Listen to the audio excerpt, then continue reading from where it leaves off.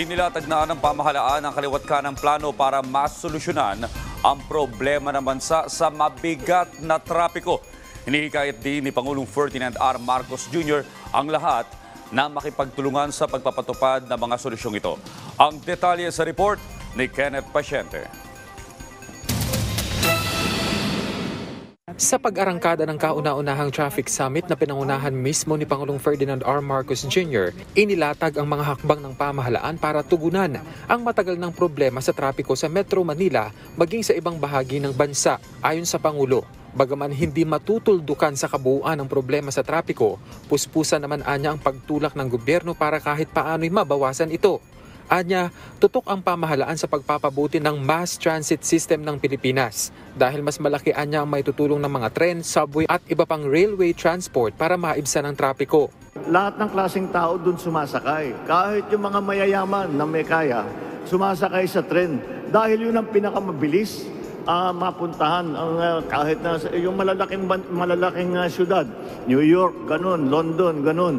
Kahit na sino, ang tren ang ginagamit. Kaya yan talaga ang tanging solusyon. Kaya yan ang aming pinupursige tungkol nga para mapalagyan natin, pagandahin natin, mapalawak natin, mapabilis natin ang mass transport system. Malipat ang pagbiyahe, ang mga commuter, imbis na sumakay ng bus, ng tricycle, ng jeepney, o yung sarili nilang sasakyan, ay sila'y sumakay na sa mass transit system. Kaya naman ipinagmalaki ng Pangulo na malaking porsyento na rin ng mga naturang proyekto ang natapos na. Kabilang na ang North-South Commuter Railway Project, Tutuban-Malolos Station na 61% nang tapos.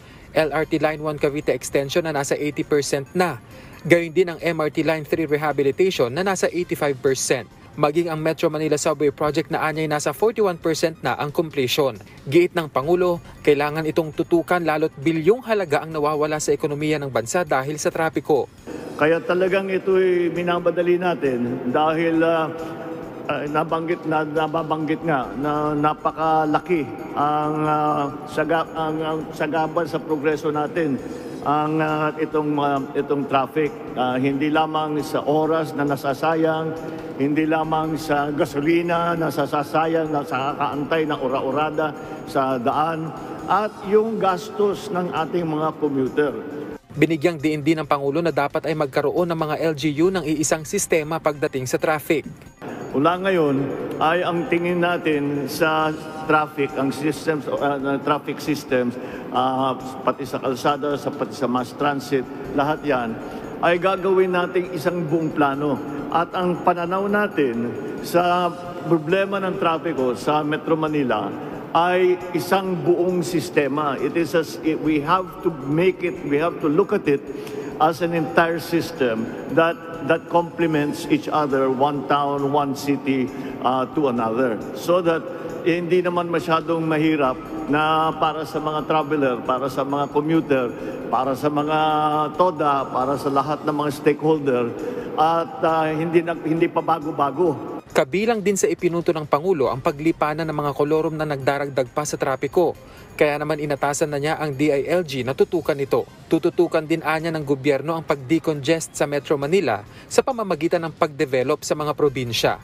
Maraming mga regional offices ng iba't ibang region na nandito pa sa Maynila. Lalo na mga Region 4, Region 4A, nandito pa sa Maynila. Dahil noon, talagang mas madaling pumuntang Maynila kaysa pumunta doon sa kanilang lugar dahil walang dadaanan. Kaya sinasabi natin, mag-isip-isip na tayo, ayusin natin para naman yung mga regional offices, halimbawa, ay mapunta nga sa regional center. Hindi na maiiwan dito sa Maynila. Gayunman, iginiit ng Pangulo na hindi kaya ng gobyerno lamang ang problema sa trapiko, kaya hinimok niya ang stakeholders at publiko na tumulong sa kanilang pamamaraan. And it is so multifaceted, it is so complicated, there are so many stakeholders. But nonetheless, it is a job that we have to do. We have to coordinate, we have to listen to all the stakeholders, the LGUs, the operators and drivers, the traffic enforcers, the infrastructure, the economic development, the transport systems. All of these have to come together. Otherwise, hindi talaga mangyayari. Mahihirapan pa rin tayo. Kaya kailangan magtulungan tayong lahat para mabigyan naman natin, matugunan natin itong napakalaking problema. At there's no use trying to underplay the importance of the severity of the problem that traffic brings to us. Kaya we have to prioritize this problem. We have to prioritize the solutions to this problem. It is so important for the quality of life of our people. It is so important for the growth of our economy. It is so important for the balanced development of the entire country. Samantala, sinabi naman ng MMDA na sisimulan ng ipatupad ang adjustment ng work hours sa mga opisina ng gobyerno, lalo na tuwing rush hours. Ganon din po, yung halos 500,000 na nagko-commute na empleyado ng pamahalaan ay makakasakay sa pampublikong transportasyon at hindi na makakaagaw ng pribadong sektor. Sisimulan po ng LGUs ng Metro Manila ang 7 to 4 work arrangement or 7 a.m. to 4 p.m. work arrangement dahil ito po ay naipasa na sa Metro Manila Council. Tiniyak naman ng DPWH, DOTR at NEDA na ipagpapatuloy nito ang kanilang mandato sa pagtulak ng mga proyekto ng pamahalaan, partikular sa mga infrastruktura para makatulong sa problema ng trapiko. Kenneth Pasyente, para sa Pambansang TV, sa Bagong Pilipinas.